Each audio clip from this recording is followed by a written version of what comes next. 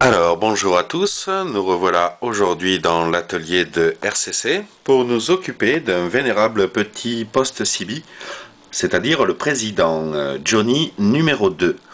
Alors, ce petit poste cache bien son jeu car dans un tout petit coffret, voici ma main pour donner l'échelle, dans un tout petit coffret, disais-je, il incorpore un étage de puissance amélioré par rapport aux anciennes versions, puisqu'on peut le régler à 5 watts porteuse, nous allons voir ça. Mais également, il y a 120 canaux disponibles en mode débridé, ce qui est bigrement intéressant, donc les normaux, les supérieurs et les inférieurs. Il est à noter que tout ce que je suis en train de dire est également valable pour le modèle du dessus, c'est-à-dire le président Harry numéro 2, qui est la même chose, mais en double mode AM-FM, alors que le Johnny numéro 2 ne dispose que de la modulation d'amplitude.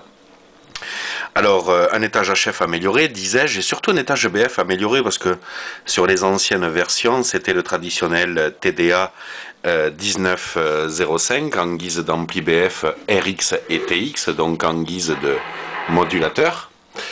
Et c'était un petit peu léger, hein, que ce soit en BF, RX ou TX d'ailleurs, surtout en modulateur, il était un petit peu léger, alors que là, dans cette version, ils ont mis du TDA 2005. TDA 2005, ce qui déjà est plus facile et moins coûteux à remplacer en cas de panne. Et puis surtout, le potentiel en puissance est quand même un petit peu plus élevé. Donc, je suis sur mon fidèle wattmètre, le CN801 HP. Il est à noter que là, je suis sur le plus petit calibre, c'est-à-dire le calibre 20 watts. Et nous allons voir ensemble la puissance porteuse. Alors, on voit que la puissance de porteuse est légèrement supérieure à 5 watts. Et je suis donc avec le microphone type d'origine.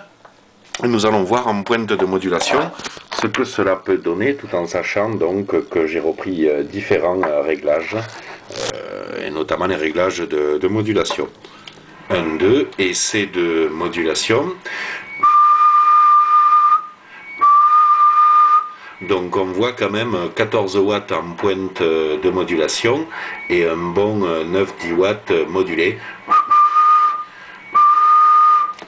Voilà, donc ceci illustre le potentiel, le formidable potentiel de la série numéro 2 de chez Président, c'est-à-dire les Johnny 2 et Harry 2. Et nous viendrons plus tard également au Johnny 3 et Harry numéro 3, puisqu'il y a tout un tas de tours de passe-passe possibles.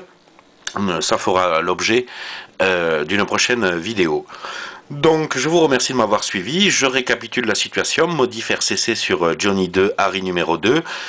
Moyennant 1 heure de main d'œuvre, on peut obtenir 5 watts porteuse, 14 watts en pointe de modulation et 120 canaux avec le squelch automatique, le filtre iCut qui est l'équivalent du Dolby sur les anciennes platines à cassette pour couper les extrêmes aigus et par là même améliorer le rapport signal sur bruit en réception. Merci de m'avoir suivi.